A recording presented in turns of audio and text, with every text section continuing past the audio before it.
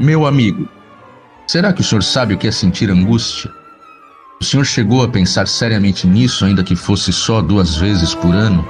Quando se está em perigo, é natural sentir medo, nada mais. O senhor por acaso sabe que triunfo existe na angústia? O senhor já sentiu isso, nem que fosse uma única vez na vida?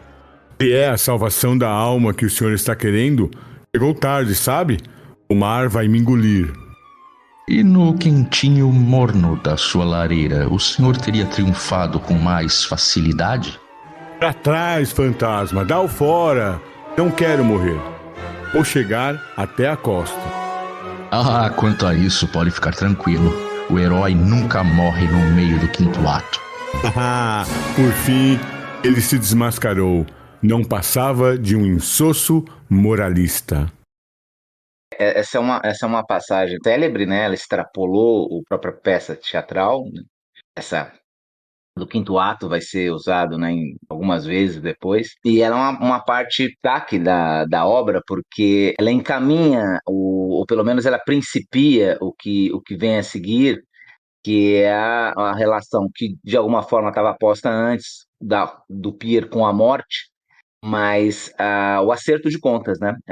O que está relacionado ao acerto de contas, essa avaliação em relação à vida pregressa, e essa parte ela já prepara, imaginando no teatro, né? Uma encenação, ela já prepara o que vai se desenrolar na sequência. Achei que você fosse comentar a nossa atuação. Não, nós começamos tudo errado aqui, cara. Tem que fazer a apresentação do negócio. Agora entra a vinheta.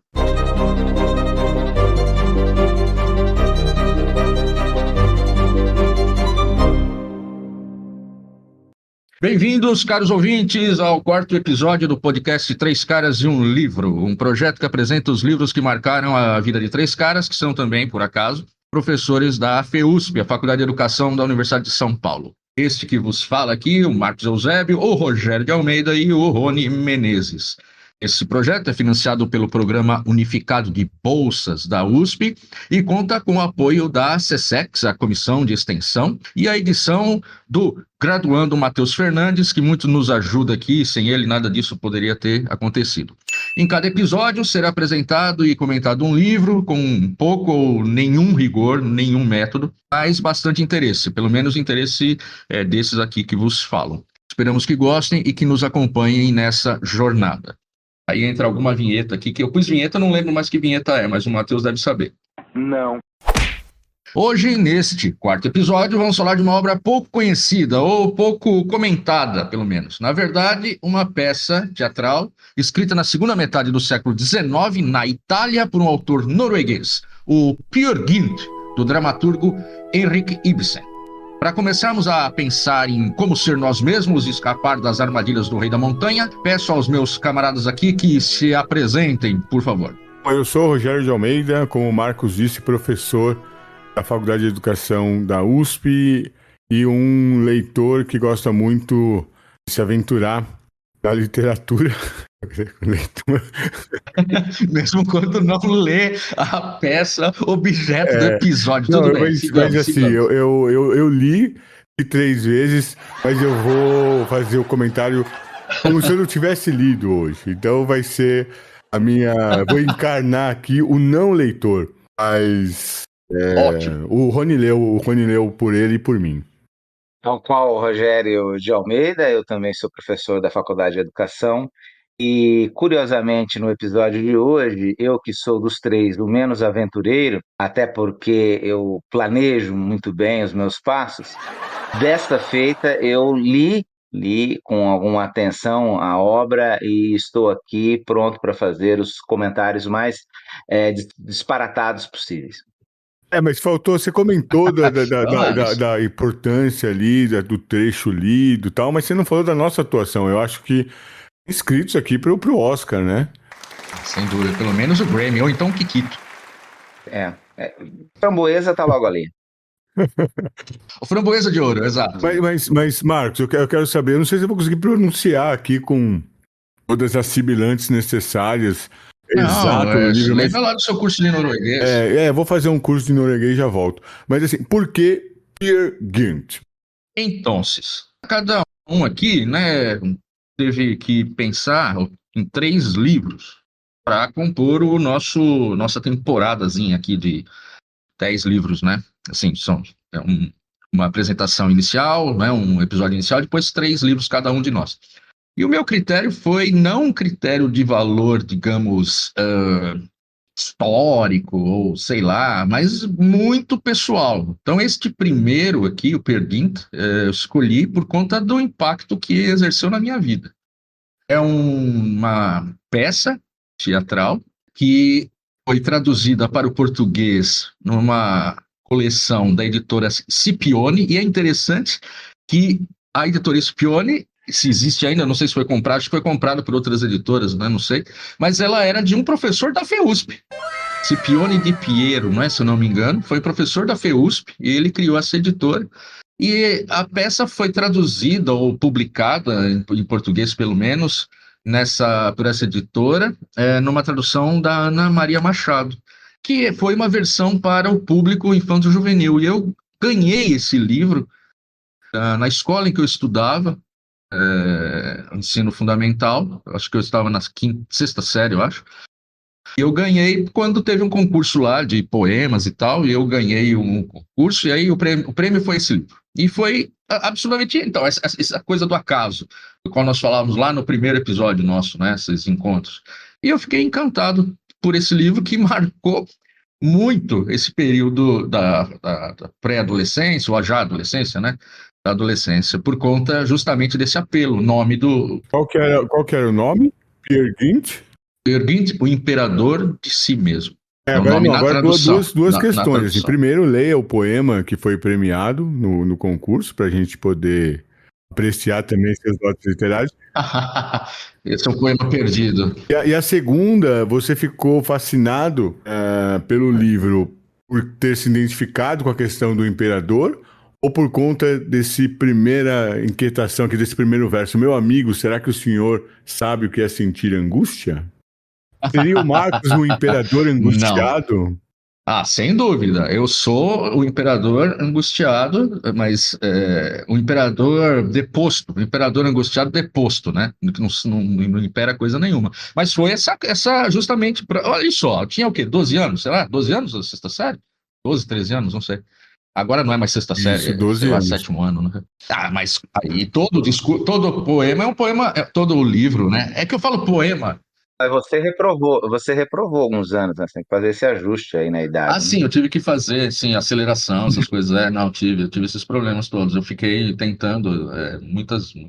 Quando eu fiz a sexta série, eu acho que eu já tinha, falei 13 anos, mas eu acho que eu devia ter uns 23 anos, talvez. Quando eu repeti a quinta série, tirava de vez em quando. Foi um pouco complicado a minha formação. Mas, não, era a questão do imperador mesmo, de si mesmo. Não, era questão de si mesmo. Eu até escrevi no roteiro, se vocês se deram o trabalho de ler, né? Eu escrevi ali romance de formação, mas entre aspas, né? Porque na verdade não é um romance, é uma peça. E na verdade a origem não é uma peça, é um poema dramático que foi escrito não para ser encenado. Depois de alguns. Na verdade, ele foi escrito em 1867 como poema dramático pelo Ibsen, que estava na Itália na ocasião, e foi publicado foi escrito em 1867 e foi encenado em 1876. Então, quase 10 anos depois, né? E essa obra exerceu essa atração sobre mim, ainda exerce, por conta dessa pergunta: o que é ser você mesmo? O que é isso? Eu acho que foi uma das grandes perguntas da juventude. O que é tornar-se o que se é, ser você mesmo? E que depois nós vamos encontrar aí nas outras leituras. Vocês sabem, o Rogério que lida com Nietzsche, né? Torna-te o que tu és, ou lá na Grécia Antiga, o Píndaro, torna-te o que tu és, o Isócrates, tal como vieste a se conhecer, né? Torna-te. Que é meio um moto, um topos, né? Na literatura, na filosofia, na poesia. Principalmente no século XIX, né, Marcos? O Rony, que é um historiador, também deve ter acompanhado isso, porque Sim, o é quase como romantismo. uma obsessão, né, no final do século XIX, entender como é que as pessoas se formam, né? E a literatura vai enfim, gerar aí um subgênero, né, que são os romances de formação, o Bildungsroman. Sim, Deixa eu intervir, Rogério. Deixa eu intervir para do impedir Drummond. que o Marcos Eusébio faça uma leitura excessivamente literal da proposta do livro hoje, né? Ou seja, deixe um pouco, né? Coloque limites nesse autorreferenciamento.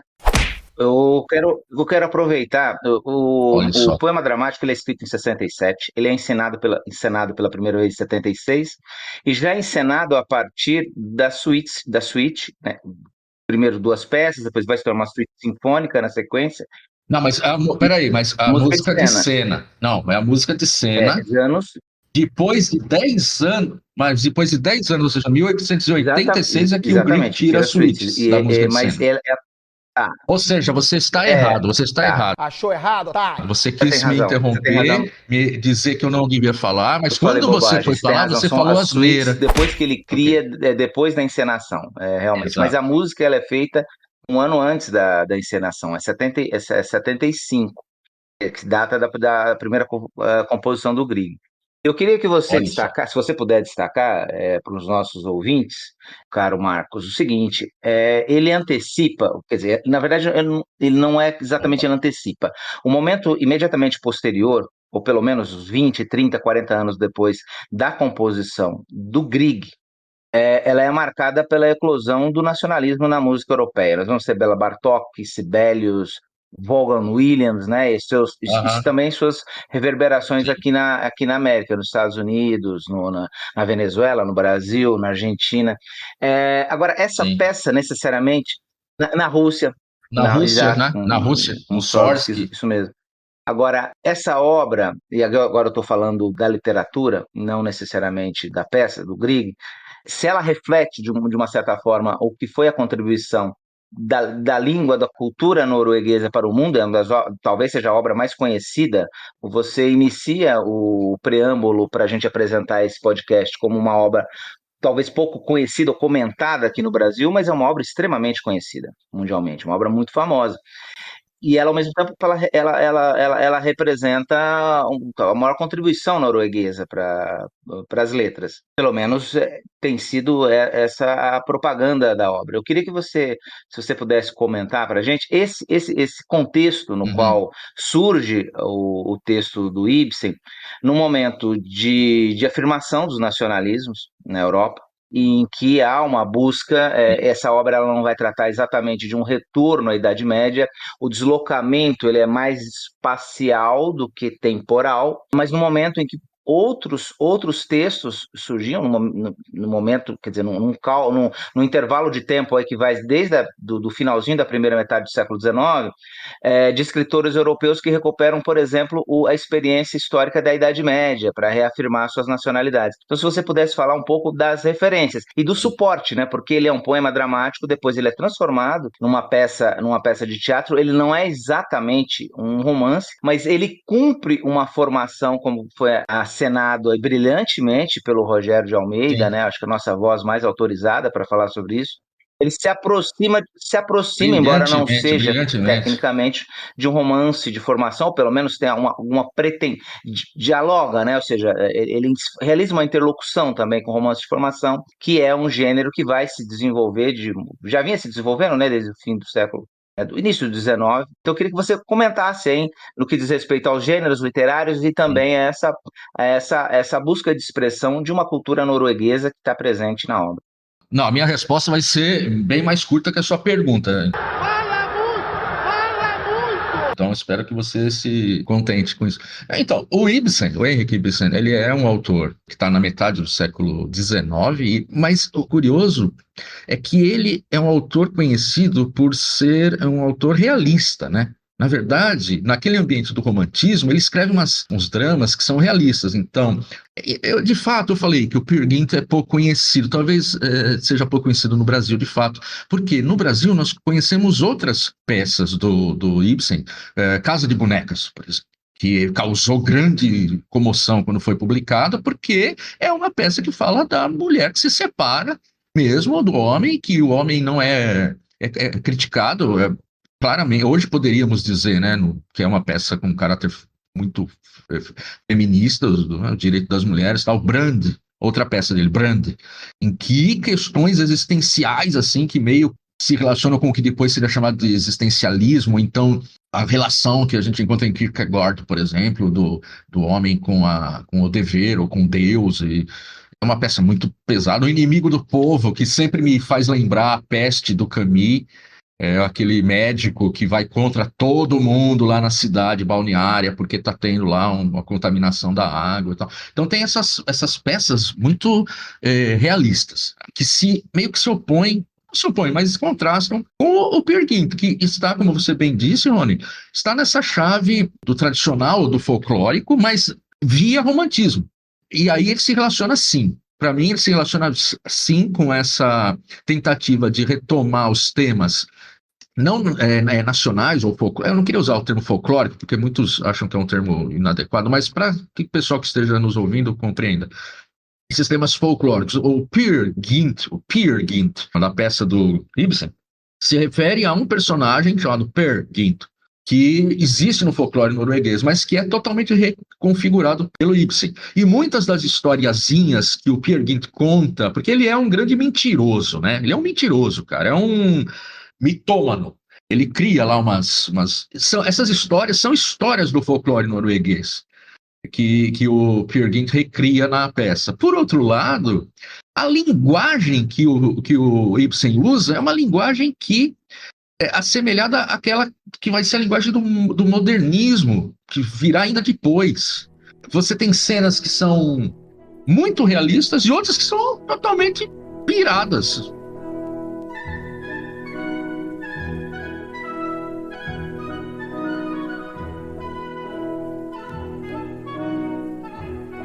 Por um acaso, imagine que tem alguma ouvinte que começou a ouvir, se interessou, o que deve ser bem mais difícil, né, do que começar a ouvir. Mas aí ela diz assim, mas eu não li o Peer Gynt. Então, faz de conta que eu não li o Peer Gynt. Me explica, como se eu não tivesse lido o Peer Gynt, qual é o enredo do Peer Gynt, do que trata. Tá. Faz de conta que eu não li. Bom. Tudo bem. O Rony deixa eu ler? Eu posso ler, Rony? Você não vai ficar bravo?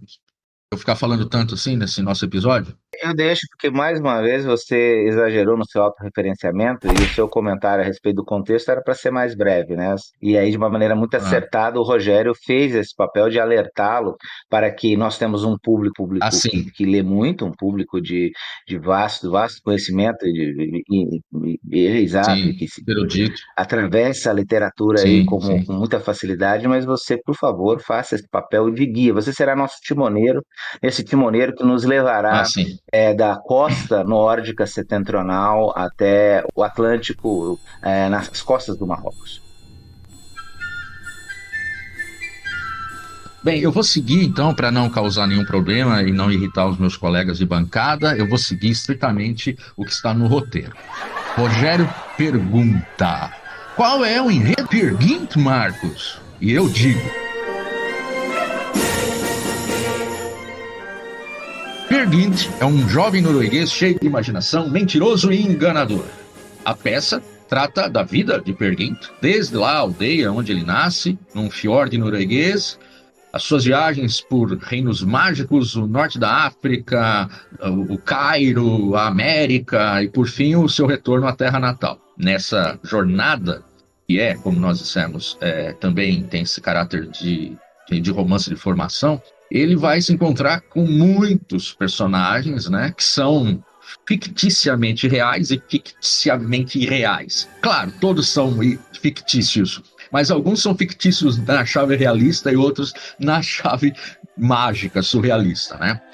Por exemplo, a sua mãe, a Urze, Ingrid, uma moça que ele seduz e abandona, a filha do Rei da Montanha, né, a Mulher de Verde, o Rei da Montanha, a corte do Rei da Montanha, os Trolls, investidores estrangeiros com nomes engraçados que o enganam, um estranho passageiro no barco de retorno que deseja muito o seu cadáver, né, o cadáver de Peer Gynt, entra numa conversa um pouco estranha quanto a isso, um fundidor, mas um fundidor de almas, e o próprio diabo.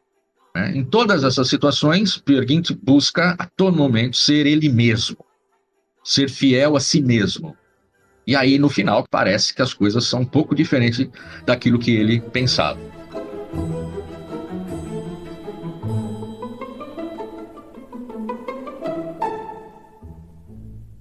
Esse é o enredo de Peer Gynt.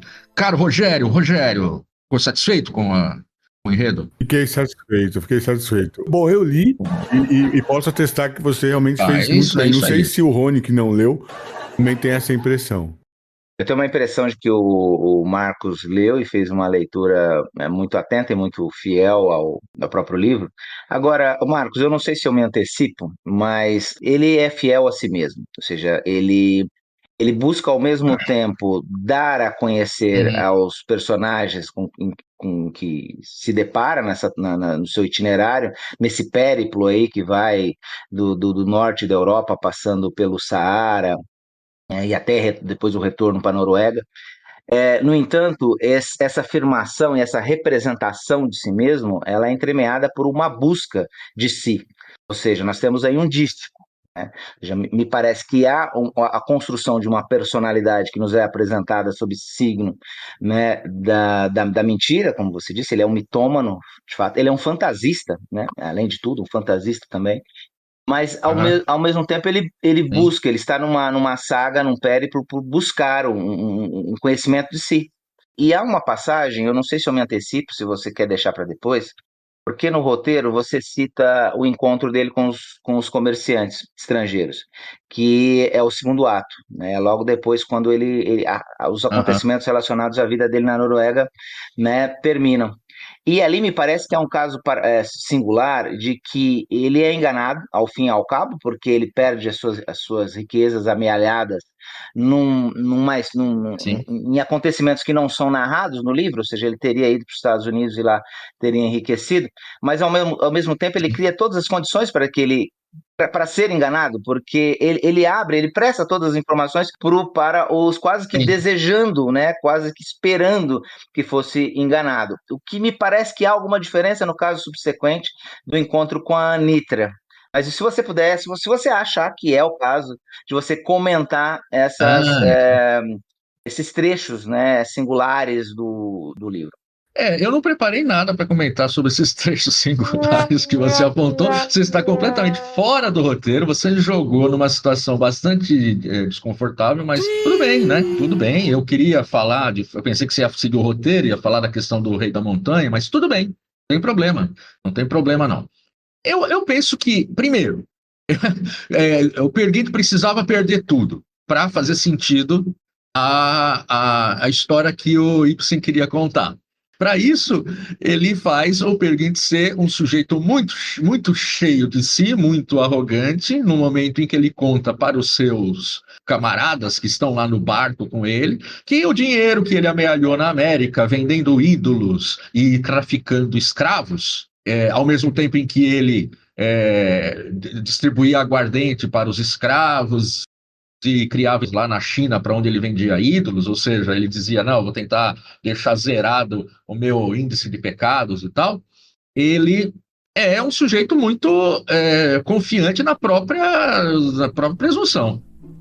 Eu penso isso. Agora, da Anitra, eu não sei como é que essa relação se dá, Rony. Eu não sei se eu entendi como é que eu relaciono a atitude dele com os amigos que o enganam, porque certamente ele se vangloria na frente deles, né?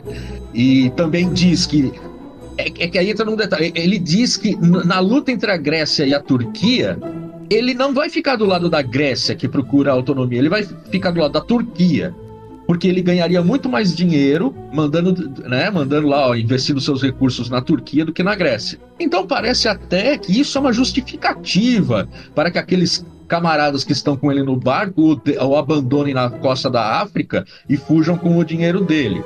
Que no final o barco afunda, né? O Peer Gynt vê o barco afundar e acha que é uma ação divina e tal.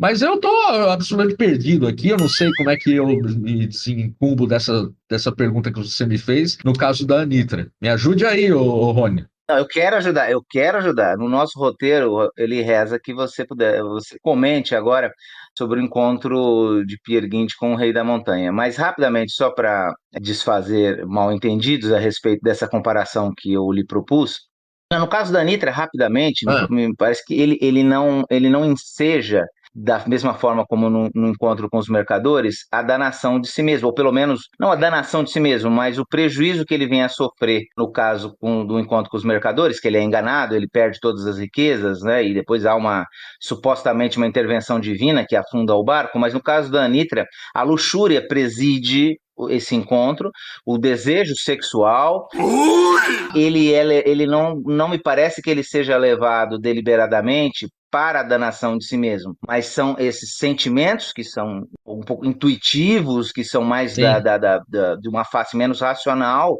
né, de uma dimensão menos racional, que o leva à satisfação dos seus prazeres. Né? Não há uma preparação de terreno como há me pareceu no caso dos mercadores.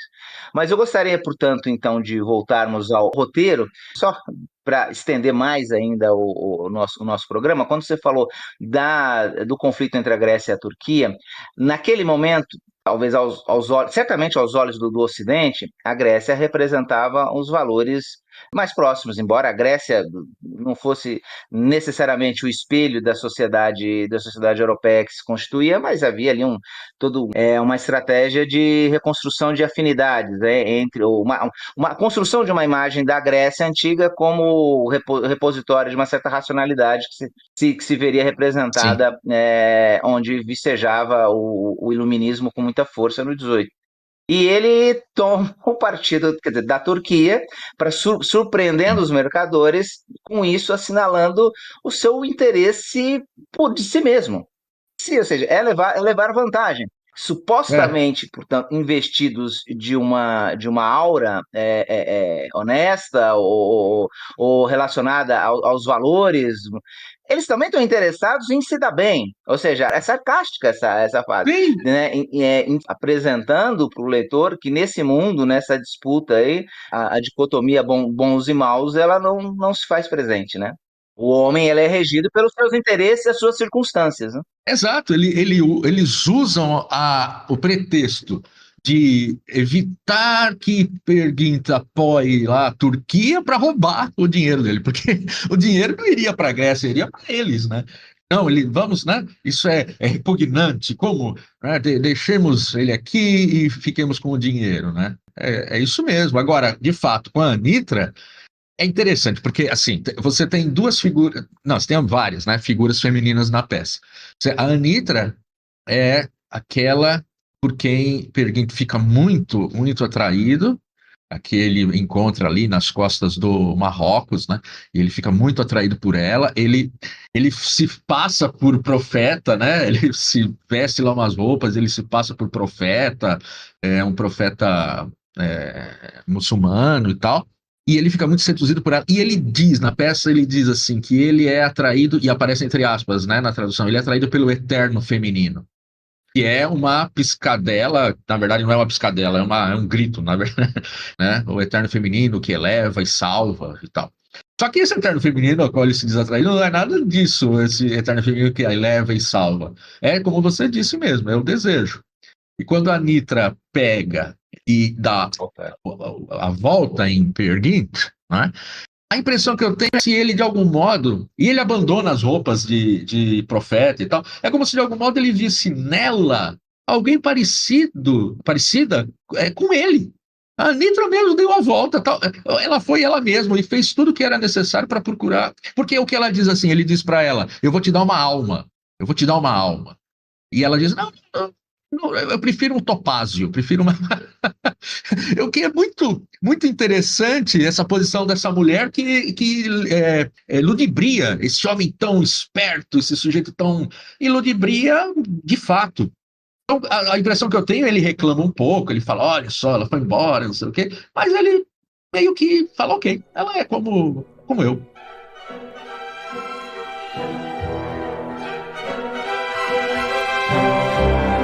Mas eu acho que a gente podia jogar pro Rogério, falar um pouco, Rogério, você que leu o texto 3 vezes, a relação entre a Anitra... Não, eu não estou propriamente interessado na vida íntima da Anitra, e deixemos isso para as revistas de fofoca.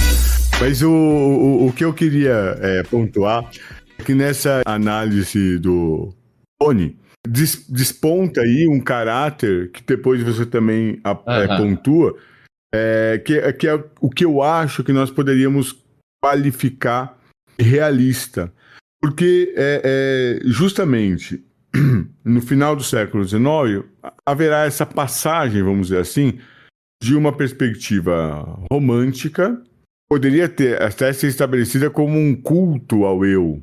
A ideia de que o sentimento vai encontrar uma expressão única e autêntica, e isso seria um grande elemento diferenciador. Quando a gente começa a ler, se você lê uma antologia de poemas românticos, parece uma competição masoquista, para ver quem é que sofre mais, porque é um desfile de sofrimento, né? E a minha dor é maior, ninguém nunca provou. Bom, a reação a isso é mostrar o seguinte: olha, as relações sociais são muito mais complexas do que simplesmente esse sentimentalismo. E aí, digamos assim, quando entra esse aspecto das relações sociais, isso é imediatamente qualificado de realismo ou realista. No episódio, que os ouvintes se lembrarão bem, do Machado de Assis, a gente comentou justamente esse aspecto, que Memórias Póstumas de Brás Cubas, né? Ele começa dizendo: eu não sei se eu começo pela minha morte ou pelo meu nascimento. Bom, vou começar pela minha morte. Como é que, assim, a primeira obra que marca a fase realista do Machado de Assis e que, portanto, inaugura o realismo brasileiro, começa com um sujeito que está morto, né? E relatando sua própria história. Então, é um pouco dessa pergunta, assim, como é que o Peer Gynt se qualifica uma obra realista? Ibsen é considerado aí um dos fundadores do teatro moderno. Esse aspecto, né, da obra, especificamente, né, do Peer Gynt, chama atenção porque é uma obra que envolve elementos mágicos, né? Quer dizer, ela é fundada um pouco naquele esquema que o Campbell vai apontar, que está na base dos mitos, né? Quer dizer, há primeiro um chamado, há uma aventura, e essa aventura ele vai fazendo a partir de iniciações, ou seja, ele vai encontrando elementos, né, como você mesmo disse, ficticiamente reais e ficticiamente irreais, né? Então, a irrealidade presente, há uma espécie de surrealidade, né? Assim, sobre-realidade, enfim, um aspecto surreal, né? Às vezes mágico nesses encontros, mas que vão também remontar a aspectos realistas, né? Então eu queria que você comentasse um pouco isso. Você é um especialista na literatura, né? Então o uso que você faz desses termos e a crítica que você faz desses termos é muito, muito adequada. Eu usei de um modo mais vago, digamos assim. É que se nós compararmos, por exemplo, Casa de Bonecas, Brand, O Inimigo do Povo, Solnés, o Construtor e tal, você tem a presença de uma crítica social, você tem a alegoria não é tão presente, você tem situações contemporâneas sendo trabalhadas, mesmo quando os personagens não são necessariamente contemporâneos a Ibsen, mas você tem questões ali muito evidentemente contemporâneas. Eu acho que a ideia de realismo em Ibsen passa por aquilo que podemos chamar de crítica social. Ou então, o uso de temas contemporâneos sendo tratados numa chave que é também contemporânea, ou seja, sem o uso da alegoria ou sem o uso da metáfora de uma maneira tão forte. Isso não impede, por exemplo, que você tenha elementos em algumas das peças, por exemplo, O Pato Selvagem, que é uma peça que eu acho bem interessante também, que tem ali você tem uma alegoria, só que é uma alegoria que, para ser compreendida como alegoria, precisa de uma leitura a posteriori, ela não é uma alegoria em prima facie, assim. Eu diria que seria para mim, que não sou um especialista na literatura e nem nos gêneros literários, não saberia tão bem quanto você apontar essas características, e que acho, tal como você também, que elas são muitas vezes artificiais, são mais instrumentos para a gente enquadrar certas obras do que, de fato, ferramentas de compreensão das obras. Eu iria por aí.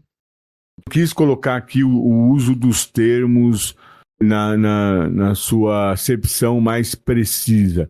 Eu quis, pelo contrário mesmo, apontar uma percepção que está ocorrendo nesta época de que as relações sociais vão condicionando modos de ser. Então eu acho que aí uma ruptura com essa idealização romântica. E a própria ideia assim, desse imperador de si, eu acho que mostra esse deslocamento. Porque não é mais aí a questão da expressão de si, né, de encontrar a sua essência, de expressar aquilo que vai no fundo da alma. Mas ele acaba se tornando uma espécie de busca em que há uma abertura, né? Há um devir. Quer dizer, a relação desses encontros vai impactar nessa construção, nessa escultura do eu, né? O de si mesmo. Não sei se o Rony também vai um pouco por aí, quando ele fala, né, da Nitra. Ok, agora entendi, e concordo. Sim, no lugar de uma certa idealização, a percepção de que são essas relações sociais, outros mais à frente dirão relações de produção, que geram, de algum modo, esse eu com o qual nós lidamos. Não, sim, agora eu compreendi. Eu penso que sim, nós estamos no momento que vai ver surgir logo mais a crítica de Marx, a crítica de Nietzsche, desses autores todos, aí mais para frente Freud mesmo, o inconsciente, o quanto isso, no final das contas, determina esse eu mesmo, que muitas vezes se pensou poder ser fundado em algum tipo de essência. Não, eu entendi, sim. É isso que eu pontuei, porque, por exemplo, quando o Rony mostra, né, o encontro com os que enganam, ou mesmo a relação com a Nitra, quer dizer, nisso tudo tá envolvido aí essa dimensão do acaso, de como uma determinada digamos assim, relação ali pode caminhar para um lado ou para outro. E lembrando, né, aos nossos ouvintes, eventuais ouvintes, a peça é uma crítica a essa ideia, né? Ela não é uma apoteose do eu.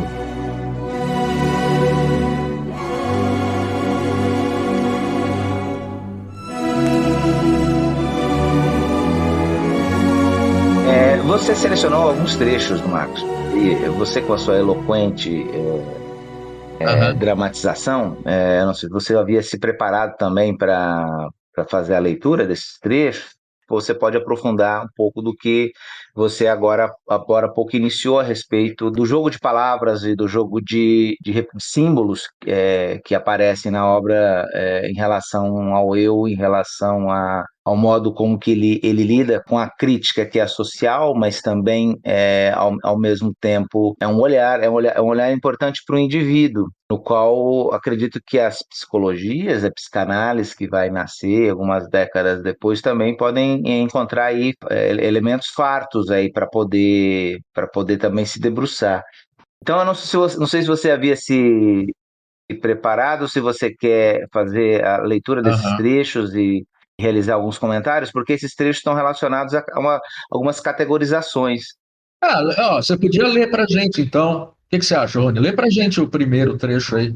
Ok. Então, o primeiro trecho, ele é um primeiro tópico selecionado pelo Marcos, Peer Gynt, imperador de si mesmo. E nesse primeiro tópico, o Marcos selecionou 3 trechos. Aí você me interrompe, Marcos. Eu vou ler o primeiro, depois se achar que eu passo para o segundo, se a gente faz uma interrupção para comentar o primeiro, você me avisa.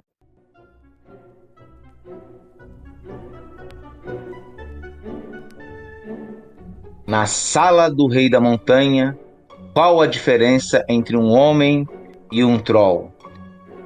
Lá, no mundo dos humanos, quando brilha a luz do dia, costumam dizer: homem, sê tu mesmo. Aqui, sob estas abóbodas, dizemos: troll, basta a ti mesmo.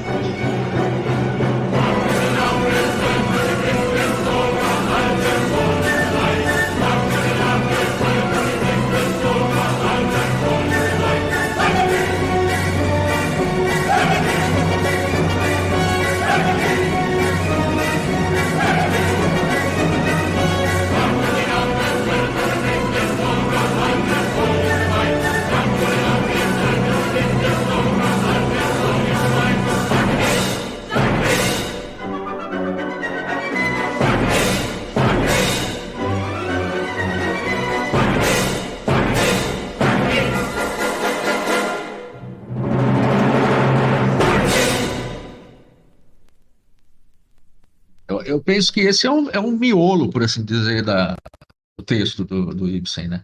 Porque é muito famoso. Nós já falamos brevemente do Grieg, do Edvard Grieg, que produziu a música de cena. A música de cena é super conhecida, né? Super conhecida.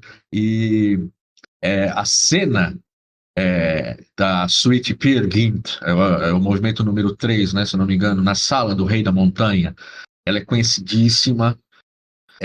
Talvez o Matheus possa colocar aí de fundo, né, para o pessoal lembrar, porque sem dúvida vão lembrar de já terem ouvido essa música.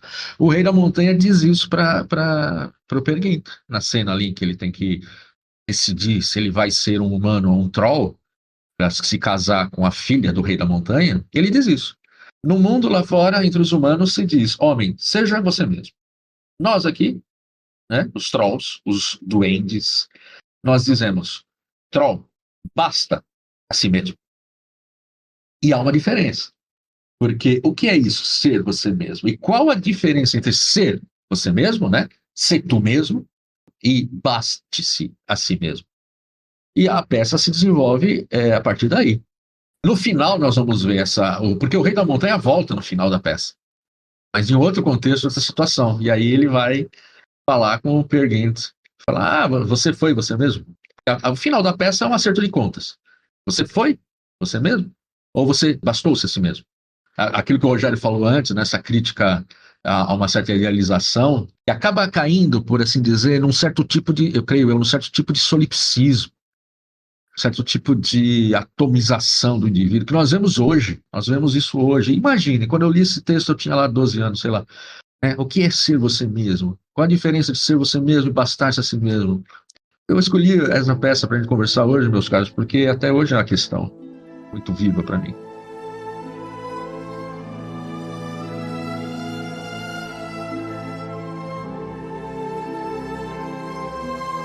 Traduzindo, você está dizendo que você queria chegar a ser você mesmo, mas só chegou no que deu mesmo, é isso? É uma versão piorada de si mesmo, é isso, Marcos? Explique isso melhor. É aquela frase do Proust, né? Quando perguntam a ele como você está, ele diz: estou igual, só que pior. É porque essa ideia, né, do torna-te a ti mesmo, né? Assim, é uma questão que está lá na Grécia, né? Por isso que o Nietzsche vai retomar. Mas o que eu acho mais interessante é que ela guarda essa perspectiva de que nós não estamos completos, né? Então, esse inacabamento é também uma possibilidade de transformação. Então, no fundo, né, a gente vai sendo, digamos assim, versões de nós mesmos nos vários momentos da vida. E aí, quando a gente chega na melhor versão, enfim, vem a desgraça e acaba com tudo. Mas eu queria trazer uma questão aqui que aparece na peça, que eu li assim com muita atenção. Destaquei aqui, trata da natureza humana, que é um tema assim, que sempre suscita muito debate. Então é o episódio que ele encontra o rei de Dovre. Você deve se lembrar bem dessa passagem. E aí o rei de Dovre diz: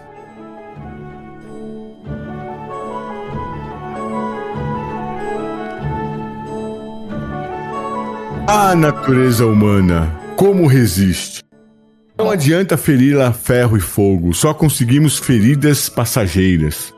Não recusou despojar-se de sua roupagem cristã, nem beber nosso hidromel. nem pregar-lhe um rabo. Executava tão facilmente tudo o que nós mandávamos, por instantes pensamos que tínhamos banido de seu corpo o velho Adão para sempre. Pois sim, ele que surge de novo. Meu filho, eu acho que você vai precisar de uma operação séria para te livrar desta maldita natureza humana. Tá vendo isso aqui? São os meus instrumentos.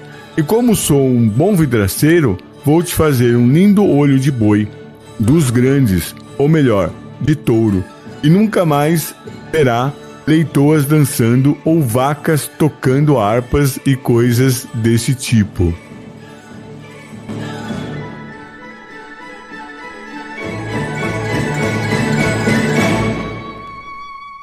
Esse é o rei de Dovre, o rei da montanha, o rei dos trolls. Peer Gynt está ali, diante dele. Ele seduziu, aparentemente, ou pelo menos em pensamento, seduziu a filha do rei da montanha, e o rei da montanha quer que ele case com a filha dele. Só que para ele casar, ele tem que ser um troll. Ele tem que passar por certas modificações. E ele aceita, então. Ele aceita renegar o cristianismo, aceita beber hidromel, que é urina de vaca, e comer os bolos lá que eles produzem, que é estrume de vaca, pôr um rabo pregado em si, e aí no final ele precisa ficar caolho, ficar cego de um olho e colocar um olho de vidro.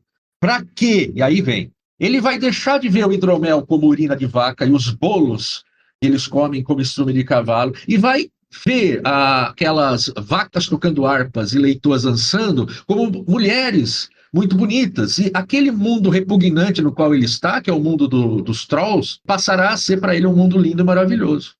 E aí, nesse momento, ele hesita. E tem esse trecho, se vocês me permitem ler. Ele diz assim: se vocês fizerem questão, eu posso até jurar que uma vaca é uma donzela linda, porque um juramento, pensando bem, se digere com a maior facilidade. Mas daí a ceder minha liberdade, renunciar a morrer como um cristão temente a nosso Senhor e condenar-me a ser doente pro resto da vida, nem voltar atrás, nunca, tudo isso parece uma coisinha de nada, é? Pois fique sabendo que não consentirei nem a força no mundo capaz de me mudar de ideia. Por quê? Porque a única coisa definitiva que ele teria feito seria trocar o olho de ser humano por um olho de troll e ficar cego de um outro olho.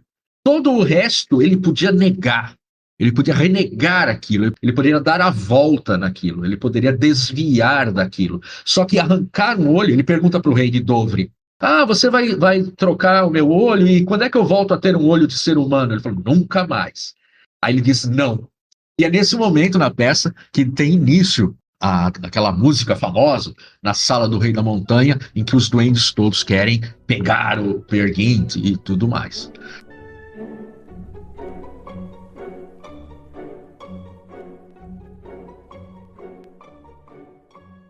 Então, a natureza humana, ela cede, né, a condição humana, ela vai ceder até um determinado ponto, mas resta, na peça, né, resta ao final alguma coisa que é inegociável. Que coisa é essa? Olha, interessante.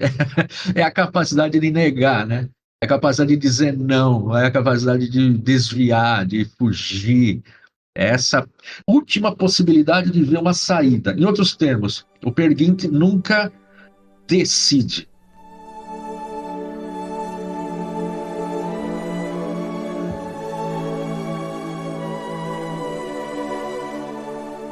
Alguns dizem que essa peça é uma peça sobre a dúvida, sobre a procrastinação, sobre a hesitação, sobre a negação também.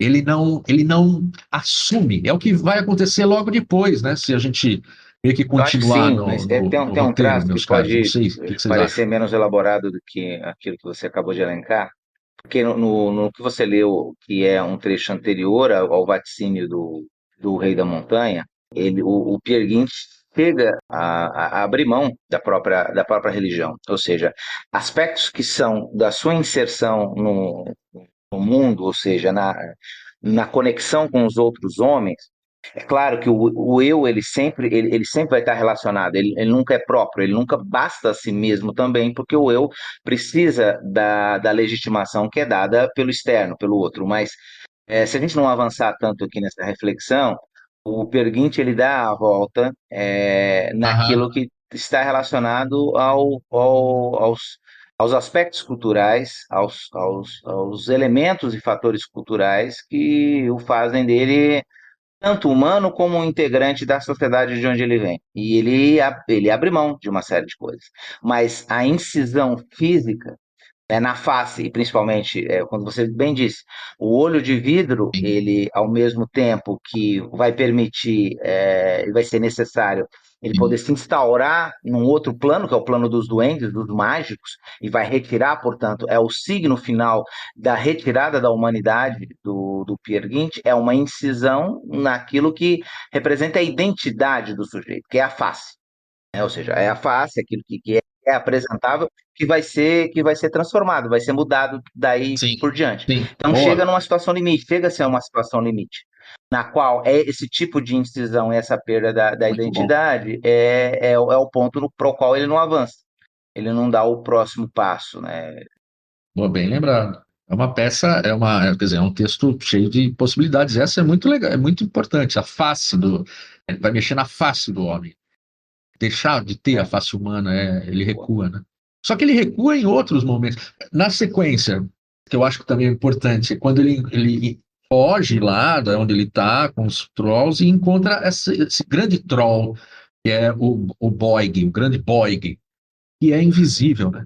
E ele tenta avançar e o grande Boig não deixa, ou a grande curva, não deixa ele avançar. O termo Boig vai dar em inglês, acho que é Boigman, é um bicho-papão, é um ser mítico. Só que ele não tem, ele não aparece, ele aparece como um obstáculo. E ele tenta enfrentar o Boig, mas não consegue, não vence, não consegue passar, ele não consegue avançar, ele anda e está andando sempre em círculo, ele está numa noite meio feérica também, meio que num pesadelo, e ele não consegue, e ele pergunta, quem é você? Ele diz, eu sou eu, você pode dizer o mesmo a seu respeito? É muito difícil não lembrar da citação bíblica, eu sou o que sou, né? Quando ele diz, eu sou eu, você pode dizer o mesmo a seu respeito? E o Perguinte diz para esse ser que o impede de avançar: não consigo dar um passo adiante. Para qualquer lado que eu vire é a mesma coisa. Ele me cerca daqui e dali, me cerca todo. Quando eu penso que estou saindo do círculo, estou sempre no centro. Revela teu nome. Deixa eu te ver. Quem é você afinal? Vamos, fere. E aí, esse ser diz: eu sou a curva, e a curva não fere nunca. Você não me enfrenta, dê a volta. Esse dar a volta é também um escapar. Aquilo que nos impede de enfrentar. É para usar um pleonasmo, enfrentar de frente a questão. E é justamente o que ele não vai fazer na sequência, né? ele precisa dar uma resposta, ou seja, se não é pleonasticamente o enfrentar de frente, é um modo de não colidir, não entrar numa rota que possa esboroar de tudo, ao fim e ao cabo, o seu próprio eu. Tentar me fazer mais claro, ou seja, a curva, essa possibilidade de contorno, por exemplo, dos problemas, é uma maneira, ao mesmo tempo, que pode parecer um pouco lisonjeira, Aham. do ponto de vista de alguém destemido, de alguém que coloca acima de qualquer coisa a sua personalidade, do seu eu, e aí é um jogo de palavras, mais uma vez, do Ibsen. E a todo tempo, né? Acho que em todas as Sim, circunstâncias, desde o início, quando, logo sim. depois do relato fantástico que ele realiza sua mãe, que o procurava, ele disse que estava à busca de um cabrito montese e havia montado, e logo na sequência ele aparece, né, ele não era convidado, mas ele entra Aham. de penetra numa festa de casamento, que era exatamente da Ingrid que ele havia seduzido, e a questão da Isso. personalidade do eu em relação aos outros, porque o que estava ali em questão era de uma série de bromas e de piadas que era feito a figura dele, de alguém que só contava mentiras, que trajava mal, era um maltrapilho e tudo mais, e a recusa do Peer Gynt em aceitar essa classificação, essa categorização, a curva nesse momento que você traz, ela funciona como uma possibilidade de resolução com o seu próprio eu, ou seja, é um dístico em que de um lado, ele se afirma a sua personalidade e a sua superioridade Sim, no primeiro ato, a excelente. superioridade moral, ela é moral, mas ela é ao mesmo tempo também de capacidade, de potencialidade humana. Peer Gynt se autodefine como alguém superior aos demais, mas ele é instado em determinados momentos Sim, a enfrentar determinadas coisas para as quais ele não tem as mesmas ferramentas, sim. as mesmas saídas que outrem, que resolvem isso de uma maneira mais fácil, eu diria mais direta, mais pragmática.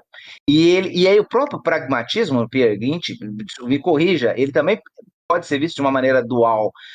Muitas vezes um raciocínio muito pragmático com relação aos infortúnios pelos quais ele passa, mas outros ele complica a vida a si mesmo, criando fantasias e criando circunstâncias que poderiam ser resolvidas de uma maneira mais fácil. E a curva me parece, na minha leitura rasa e chã, uma forma que demonstra, que torna bem nítida essa impossibilidade de resolução, impossibilidade de afirmação do eu e da sua personalidade face a todas as coisas, ou seja, mostra a perda, o fracasso em relação a essa tentativa, mas ao mesmo tempo ela é uma salvaguarda a não se perder de todo. Eu sempre posso dar a curva de modo a não me aniquilar. É o que ele diz, sempre deixar uma porta aberta por onde eu possa escapar.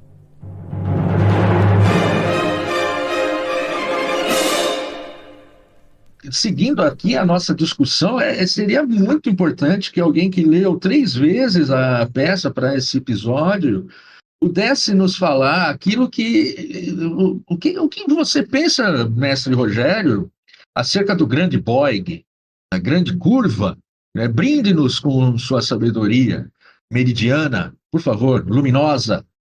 Não, eu vou aproveitar a passagem aqui da palavra para minha pessoa, na verdade, trazer aqui um outro tema, uma discussão que eu acho importante, que é a questão do encontro dele. Você está dando a curva, você está dando a volta. É mais ou menos essa Dar ideia. a Eu acho que vocês já volta, falaram dar a volta. bastante dessa questão da curva, e eu não tenho nada a acrescentar especificamente sobre esse personagem, que é muito interessante, sem dúvida nenhuma. Mas eu queria trazer um outro personagem aqui, se vocês permitirem. Vocês querem ainda falar mais do Boig? Claro. Vamos lá com outro personagem. Afinal de contas, a curva não fere nunca, Não, vamos né? lá, vamos Então, lá, vamos lá. vamos fazer aqui uma curva. Não, para trazer a personagem do Não diabo. Eu queria fere que nunca. você comentasse um pouco mais, Marcos, esse encontro do diabo. Porque a gente sabe, desde o século XV, Ah, nós vamos ter no mundo cristão, no universo europeu, o famoso encontro com o diabo, né? E aí, o que sai desse luio do sujeito perdido ou ambicioso ou que está buscando alguma coisa, seja a si mesmo, com o diabo. Eu estou tratando aqui claramente do tema do Fausto, né? Então o Fausto vai vender a sua alma em relação ao diabo, né? E aí eu quero saber como que aparece aqui o demônio, né? Peer Gynt, sim. como que se dá essa negociação entre os dois? Marcos, antes de você responder, há um ponto que é quando ele, depois de encontrar a esfinge, e aí vem a curva, no momento seguinte, ele se depara, ele vai cair no hospício. E aí há algumas alegorias aí que talvez a gente pudesse explorar, inclusive está no roteiro isso, não estou fugindo no roteiro, antes que eu seja acusado disso, quando ele vai se tornar imperador de si mesmo pelos loucos do hospício, ou seja, uma realidade fantástica em que o dono do hospício é tão ou mais louco que aqueles que lá Sim. estão, e há um autoaniquilamento Na prática, se observa isso, um autoaniquilamento das figuras estão ali naquele hospício e o diretor do Aham. hospício não só assiste a tudo, como incentiva esse tipo de prática. E, ao mesmo tempo, há o mais lúcido ali é o próprio Peer Gynt, que se vê num plano distinto, ou seja, ele se vê apartado daquela realidade no qual ele está inserido, e me parece ela uma espiral. Nós não havíamos pensado nisso, talvez não haja relação nenhuma, mas eu nem me recordei isso quando li, apenas agora me veio a figura de linguagem do Vértigo, Não, do Hitchcock, que aí é uma espiral. Na verdade, o não. texto não propõe, não sugere essa espiral, mas o Peer Gynt vai se vendo Ah, enredado, né? Não só nos relatos, na loucura dos relatos, na irracionalidade dos relatos, como na conclusão dos relatos, que é o autoaniquilamento dos sujeitos, o que corta a cabeça, o outro que se deixa asfixiar pelo próprio enterro. Então, antes da gente passar para o tema do diabo, se a gente pudesse falar nesse anfiteatro do encontro com o diabo, que é a presença dele no hospício.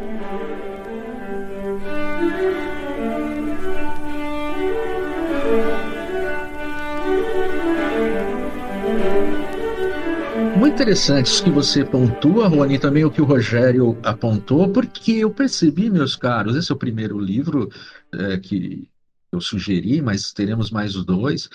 Eu percebi, meus caros, que em todos eles aparece a figura do diabo. E aparece essa relação da transação do homem com o diabo. Não será o Fausto, né? Mas o diabo está presente. As forças do mal, por assim dizer, ou as forças da negação também. Porque, o diabo, no Fausto, ele se define, né? Quem é você? Eu sou aquele que diz não. Eu sou o espírito da negação, diz ele no Fausto. Mas, de fato, ele vai parar, né? Depois que ele é abandonado na costa do Marrocos por seus sócios, camaradas de comércio, que fogem com o dinheiro dele, lá um encontro com a Anitra, ele se fantasia lá de profeta e tal. É nesse momento, então, que ele fala do chamado encanto pelo eterno feminino, nesse sentido que o Rony apontou bem, né, da luxúria. E no final ele vai parar lá no Cairo, lá no Egito, e ele tem lá ele encontra a estátua de Menon, e encontra a esfinge, e ele acha que a esfinge é o grande Boig e tal, né? E ele vai parar no hospício. E ali no hospício, ele como o Rony falou, ele é coroado o imperador de si mesmo, mas são os loucos que o coroam. E esses loucos, conforme ele vai conversando com eles vão se matando, né? Eles se matam, um se enforca, outro se enterra, o outro acha que é uma pena de escrever e corta o pescoço. Então, o que nós temos ali? Nós temos, eu acho, uma manifestação do demoníaco, talvez, como um espírito da desagregação. E só ali ele vai ser coroado imperador de si mesmo. Ele é coroado o imperador de si mesmo no meio do hospício, cujo diretor tem um nome muito curioso, que é Begriffsfeld, que vem do alemão Begriff, que é o que? O conceito.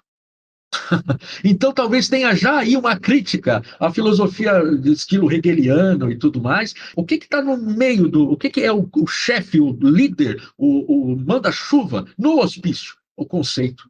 Aquilo que a filosofia mais cerebral, racionalista, gostaria de alcançar, capaz de definir aquilo que é o homem, o mundo e tudo mais. Como é que é? Como é que é, Rogério? Mundo, O homem, as obras, como é que é, meu caro? Por favor, cite aí o nome da sua tese de livre docência. o mundo, os homens e suas obras. O mundo, os homens e suas obras, esse conceito, né, que, claro, não é o caso da tese de livre docência do professor Rogério, que eu recomendo a todos que leiam, mas essa ideia de racionalizar tudo, de tornar lógico, tudo está no comando o hospício e leva à morte aqueles que o cercam e o coroa o imperador de si mesmo. Então a gente está no ambiente da loucura, no ambiente das forças da desagregação, das forças da dissipação. Mesmo a razão é louca ali no hospício. O que você acha, Rony? Ficou faltando o quê, meu caro? O Rogério também, que leu 3 vezes a peça. Não nos esqueçamos disso. Talvez parecendo engenheiro de obra pronta e aderindo muito rapidamente à alusão que você faz do termo em alemão para conceito, Begriff, é Begriffsfeld o nome do personagem. O Peer Gynt, ele Sim. tem a noção de que o que ocorre diante dos seus olhos ali está fora da razão, fora da racionalidade. Só que ele é rebatido a todas as manifestações, inclusive algumas de sair, ele começa a dar algumas desculpas para cair fora daquela circunstância. Olha, eu estou aqui, mas meu tempo é curto, meu tempo eu preciso sair daqui. Ou seja, há uma plena consciência de que o que ocorre se descortina face aos seus olhos.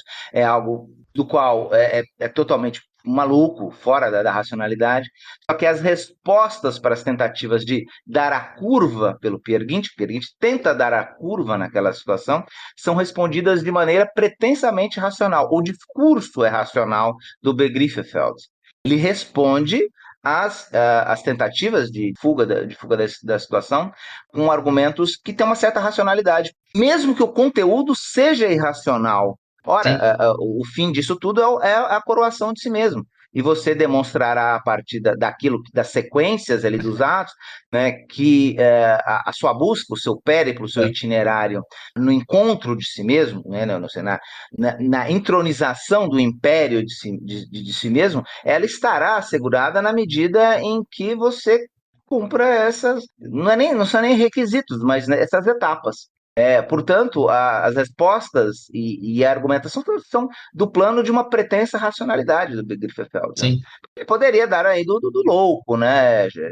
Chamar sei lá, começar a encadear argumentos ali totalmente desconexos, mas não, eles estão presos a uma racionalidade. Que, no fim ao cabo, os elementos não são racionais, mas o encadeamento é lógico.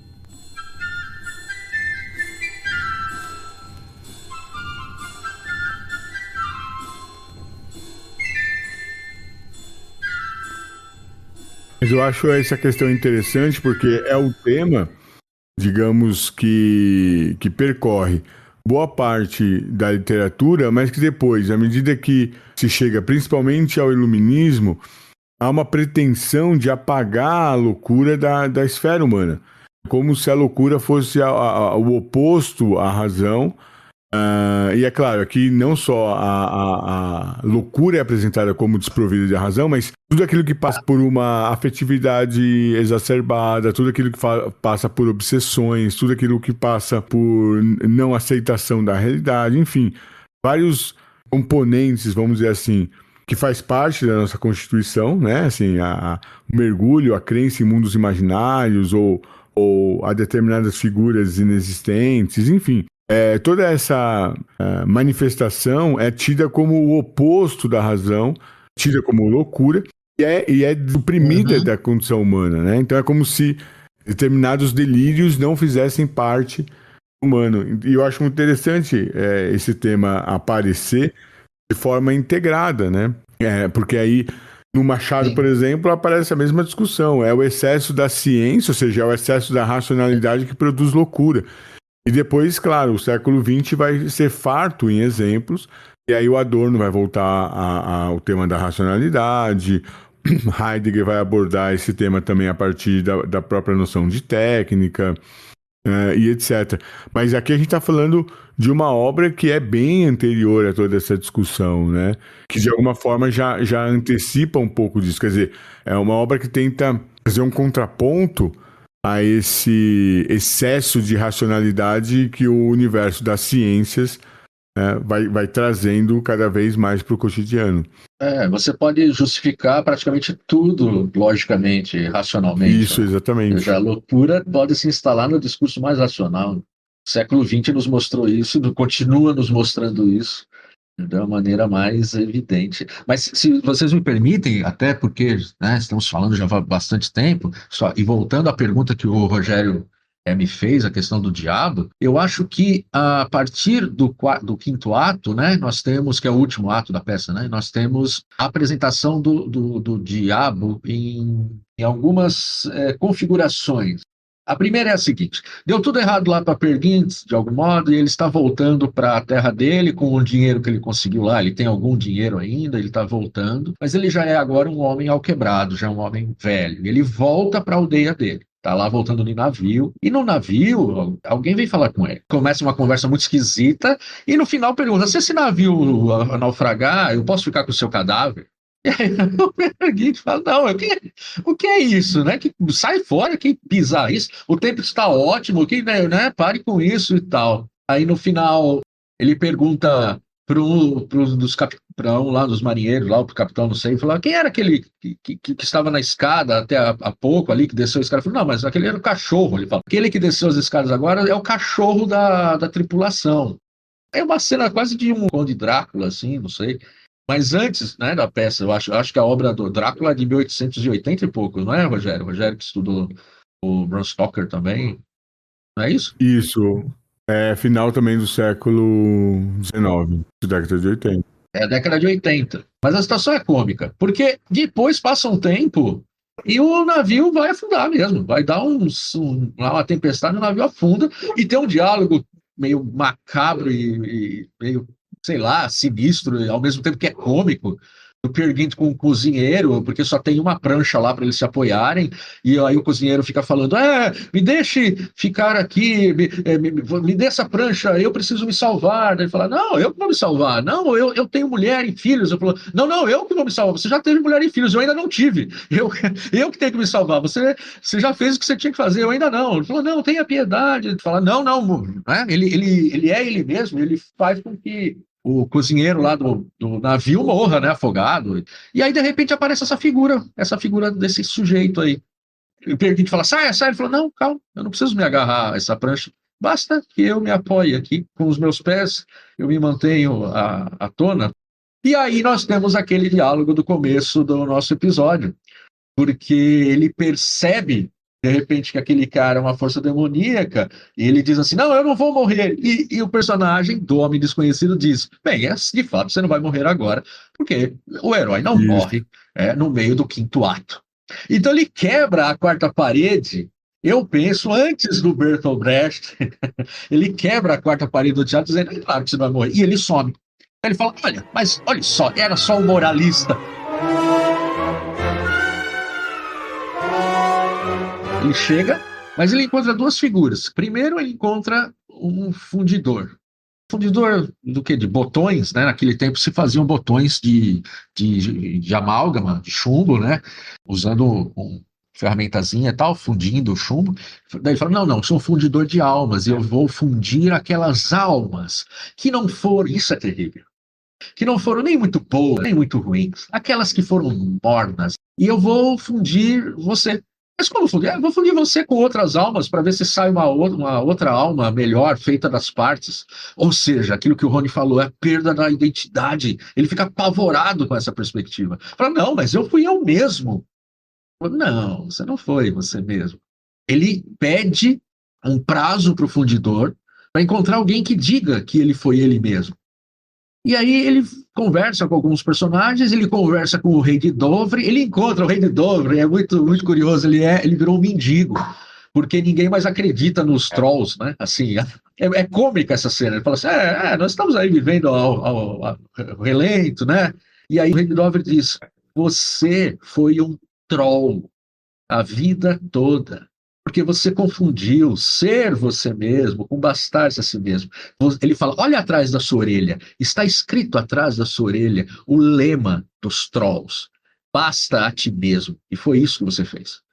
Então, aquilo que ele acreditava ter sido a preservação da sua identidade, a preservação do seu eu, a preservação da sua natureza, da sua personalidade, na verdade, a negação disso. Ele confundiu as coisas. O fundidor havia sido mandado até o Peer Gynt para fundir essa alma, a mando de quem? A mando do diabo. E ele vai atrás, ele fica procurando pessoas que digam, não, eu fui eu mesmo. E aí ele encontra um padre, que está lá correndo, descendo as montanhas, um padre, só que esse padre é estranho, ele tem umas unhas compridas, ele tem pés de bode, ele é estranho. Daí ele começa a dizer para esse demônio o que ele tinha feito. Não, eu fiz isso, eu fiz aquilo, eu trafiquei escravos, eu vendi ídolos, trafiquei armas, abandonei mulheres, etc. E o diabo fala, isso aí é fichinha, isso aí não serve de nada, não. Isso aí você não vai para o inferno por conta disso. Ou seja, você não foi nem suficientemente ruim. E aí o demônio diz para ele, eu estou atrás de um cara chamado Peer Gynt, disseram que ele foi ele mesmo. Aí ele diz, encontrei esse tal Peer Gynt, ele está lá na costa do Cabo, lá no Cabo da Boa Esperança. Aí, é mesmo? Esse aí vai ser uma boa aquisição para o inferno. Por quê? Porque o diabo não sabe que ele está falando com o Peer Gynt, e o diabo não sabe que, na verdade, o Peer Gynt não fez porcaria nenhuma, ele sabe apenas de ouvir falar. Ele falava muito dele mesmo, né? E aí, ele fica nessa situação, estou perdido, né? Eu não fui nada, eu não fui coisa alguma, eu fui ninguém. Né? Eu fui ninguém, lembrando lá do Ulisses na Odisseia, né? Eu fui ninguém, eu não fui nem bom nem mal.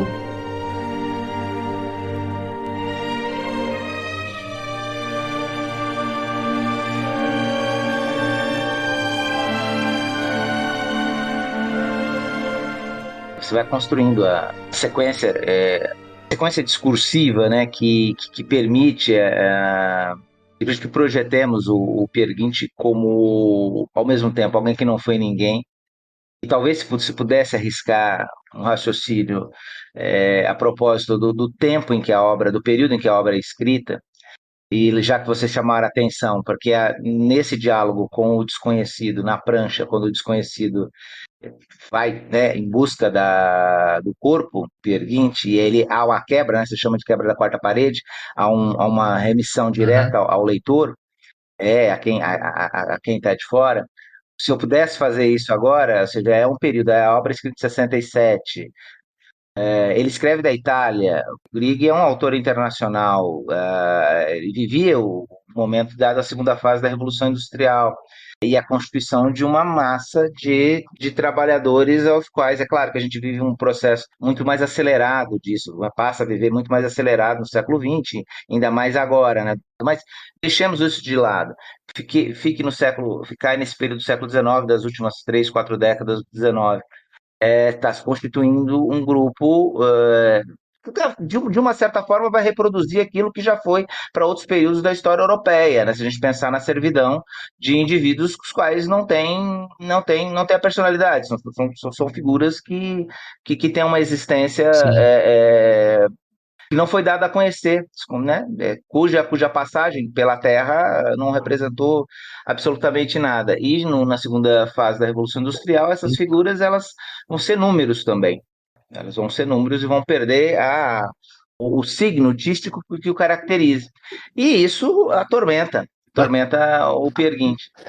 E você havia mencionado do Rei da Montanha. Aparece já totalmente desacreditado, um sujeito velho, ou seja, as pessoas perderam a crença no fantástico, nos duendes. Ou seja, é extremamente satírica essa parte. A própria filha do Rei da Montanha, que era a Mulher de Verde, a mulher pela qual ele havia se interessado e sua mão seria concedida a Peer Gynt, aparece como velha no fim, totalmente desinteressante, né? nessa última parte, o encontro com o diabo, portanto, né? Então, para a gente se encaminhar já para a conclusão das nossas ilações a respeito do Peer Gynt, ou pelo menos da minha, né? Da minha e do Marcos, né? Eu acho que o Rogério tem feito ao longo desse podcast apontamentos extremamente coerentes e consentâneos com o roteiro da obra, né? Eu acho que a gente está se dando mais ao trabalho de ilações aqui, e como nós não lemos, a gente fica puxando outros autores para passar a ideia de que lemos. Mas para eu fecho no caso do Diabo, Peer Gynt, no fim, bastou-se a si mesmo, e ele se vê perdido num horizonte que é um horizonte tacanho, um horizonte exacerbadamente terrenal, chão, do ponto de vista do seu legado. Do seu legado, daquilo que dos seus feitos, né, que demarcariam uma figura que seria cantada em prosa e verso pelos pósteros. E ele se vê diante da situação de que não, ele é mais alguém que passou e que não será glorificado pelas gerações futuras. Em relação a isso que você falou, Rony, eu queria apontar o seguinte: tem aquele momento em que o Peer Gynt assiste ao enterro e ele ouve o padre falando daquele que está ali sendo enterrado, e ele diz assim: Ele era um homem que praticamente não tinha qualidades. Ele era esse que está sendo enterrado, ele era taciturno. Nas reuniões ele quase não falava. E ele diz assim, ele era visto até com desprezo pelas pessoas. Por quê? Porque na sua juventude, no momento em que estava sendo feita o alistamento militar, ele cortou o próprio dedo para não ser convocado. E isso fazia com que ele andasse, ele diz assim, ele andava sempre, todo mundo sabia, todo mundo conhecia, como aquele cara que andava sempre com a mão dentro do bolso, para não verem essa, digamos, essa vergonha dele ter cortado o dedo, né? Mas, ele diz, na hora de trabalhar a terra, nós víamos todos os 9 dedos trabalhando a terra. E ele diz, os filhos, ele precisava levá-los, os 3 filhos, ele os levava às costas até a escola. Ele construiu a sua casa no sopé de um morro, veio a avalanche, derrubou, ele fez outra, veio a enchente, derrubou, ele fez outra. Então, ele viveu para os filhos, viveu para o trabalho, viveu para aquela comunidade onde ele estava. E ele diz, então, não duvidemos que ele deve estar agora num bom lugar. E ele será lembrado, né? Ele diz assim, não imaginemos que ele não tenha o valor. Ele tem o valor, apesar de ter sido esse homem que se acovardou diante da guerra, não falava nada, não era, né? Então, assim, sujeito super inteligente. Ele diz até isso, ele fala, ele não era nem inteligente, nada disso, mas era um ser humano que, claro, eu estou aqui fazendo uma paráfrase, estragando todo o aspecto literário dessa descrição que o sacerdote lá faz na cova. E aí o Peer Gynt pensa no momento, fala, podia ser eu ali, eu podia estar sendo referido. E se a gente pensar que não dá para saber direito se no momento em que o Homem Estranho diz para Peer Gynt que ele não vai morrer, porque o herói não morre no meio do quinto ato, se naquele momento mesmo ele já não morreu. Não dá para saber. Eu acho muito interessante, a gente não sabe direito o que está acontecendo. Se aquilo é sonho, se aquilo é um delírio de morte, se aquilo é real, né? Então, você falou, esses homens que não são mais ninguém, porque na Revolução Industrial grandes massas humanas são anonimizadas, por assim dizer, nas engrenagens das fábricas, das tecelagens, das máquinas a carvão e tudo mais. Bem, para quem ele foi alguém, né? Para quem ele foi ele mesmo? Para poucas pessoas, para aqueles que estavam em volta dele, que eram aqueles que davam a ele o valor humano.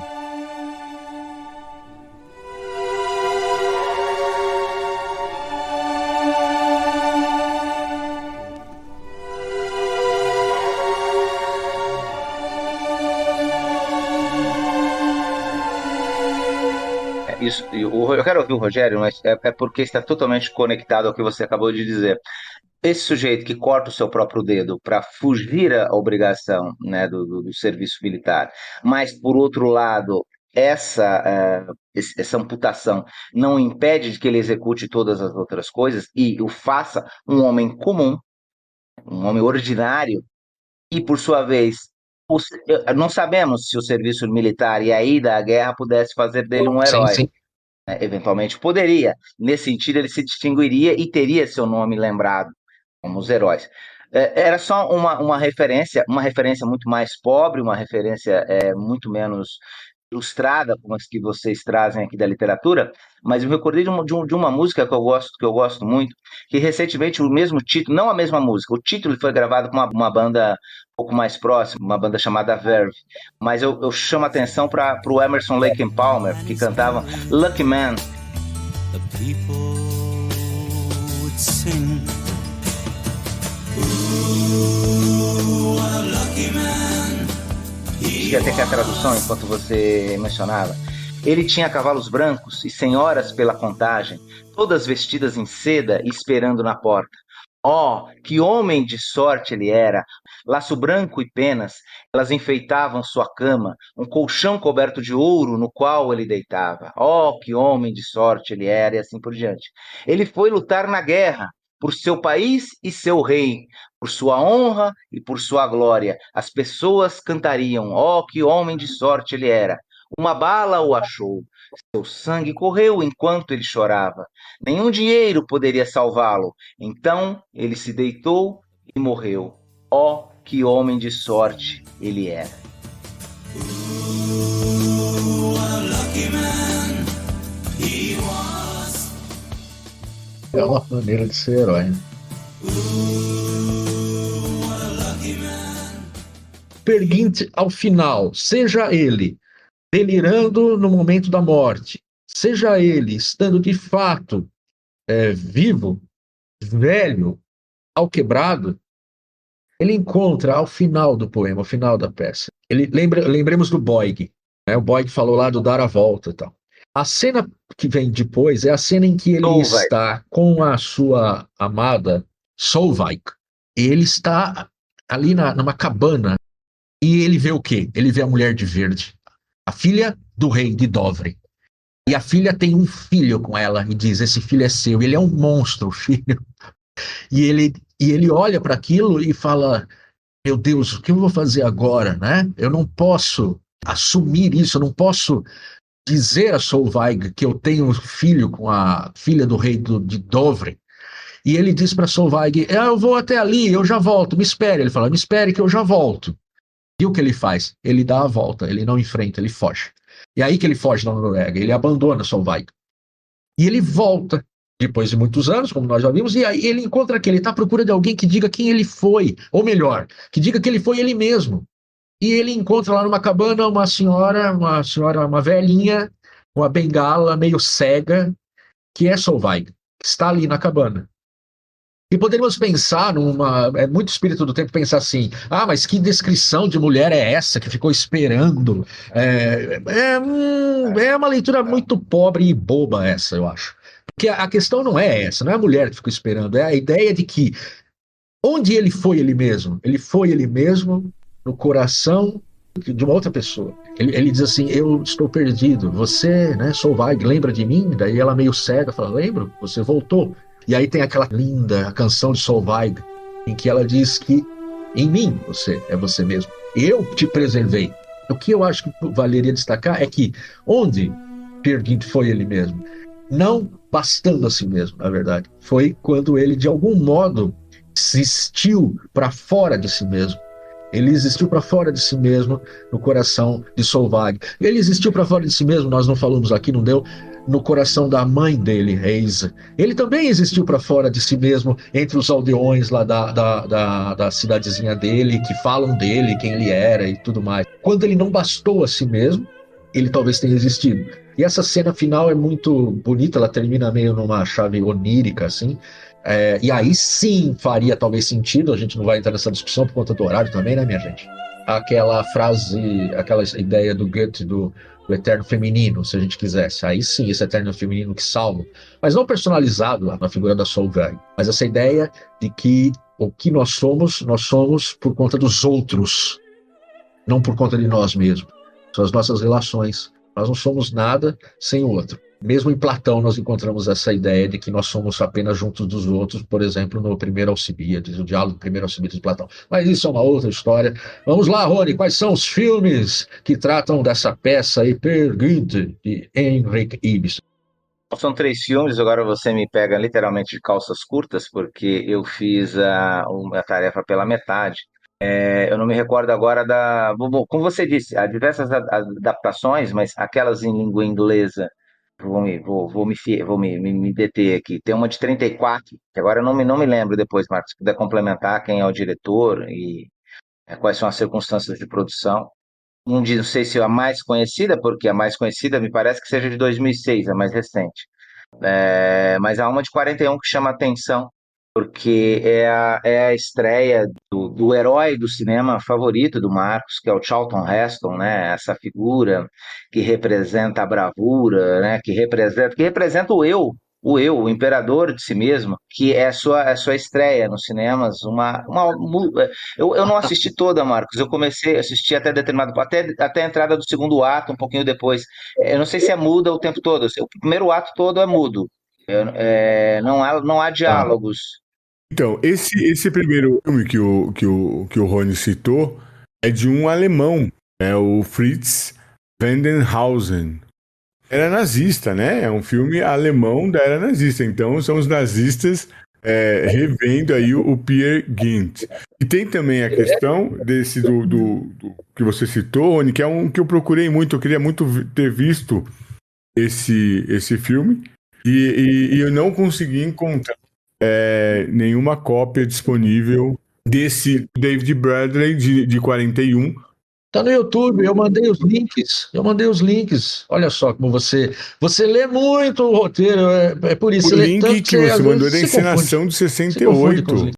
Ele em manda- espanhol. Acho que ele mandou em outro momento. Ó, é só uma observaçãozinha para todo mundo que está nos ouvindo e para os colegas aí que não prestam atenção no roteiro. Não é nem o Rogério nem o Rony, claro, né? E nem o Matheus, muito menos. Mas no descritivo desse episódio, nós vamos colocar a música incidental do Peer Gynt, nós vamos colocar o link, claro, para a música incidental, para o filme do David Bradley com Charlton Heston, para uma adaptação de 68 em espanhol, da TV Educativa da Espanha, né? TV Educativa da Espanha, né? Rádio TV Espanhola. E também para o texto, nós não falamos, né? Qual é o texto que nós estamos seguindo?